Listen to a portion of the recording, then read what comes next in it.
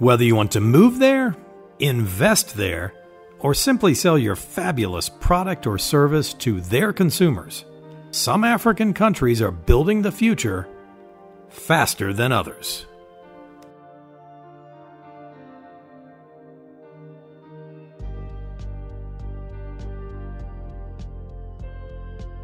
We'll look at 3 American-friendly African economies that are poised to bounce back strong after the COVID crisis. And stay on for a bonus country in West Africa where you can not only find a dynamic economy but also fresh croissants. C'est vrai, mes amis.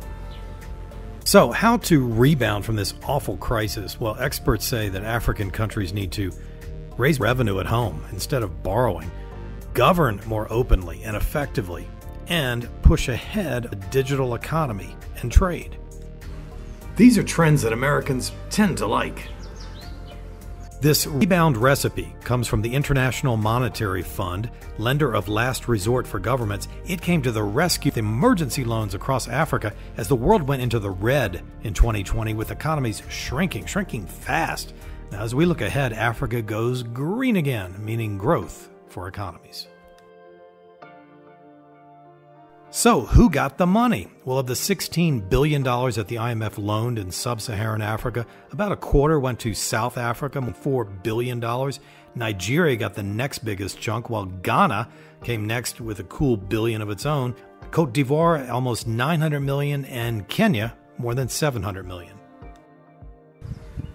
Do you see the pattern here? Many of the strongest economies got the biggest loans. The IMF was moving to protect their potential.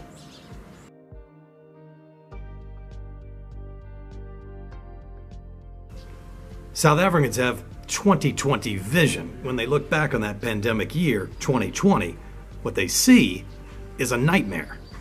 The economy in South Africa shrank 7%, the most in at least 75 years. Now, hundreds of thousands of workers tourism lost their jobs on a per-person basis, meaning dividing the size of the economy now by the total population of the country. South Africa is back where it was in 2005. Folks, there's no way to go from here except up. Of course, the toll is about much more than money. More than 50,000 South Africans have died. There's been massive strain on the health system there. Just as I was leaving South Africa after a visit, a renewed lockdown was imposed at the end of 2020. But the good news is that a recovery is in sight as the country flattens the curve for a second time. If you sense that something big is happening in Africa, you're right. This channel helps you understand the changes and the opportunities so you can get involved. With its emerging digital economy, and especially with digital money everywhere, Kenya is following the IMF's recipe for success. Now, the Silicon Savannah, well, it's still more hype than reality, but it does capture the country's techie aspirations. And between apps, M-Pesa digital money, and super-fast internet, Kenya is stepping up and should be well positioned after the COVID crisis. And remote shopping from your smartphone is just one sign of that. Also big for Americans, the U.S. and Kenya started to negotiate a free trade deal in 2020, which could become a model for Africa. What makes our country survive is the trade and investment partnership. And this is really what we want to deepen much more as we go forward. So I'm really looking forward to this discussion, and I'm looking forward to seeing how we take our relationship now to the next level.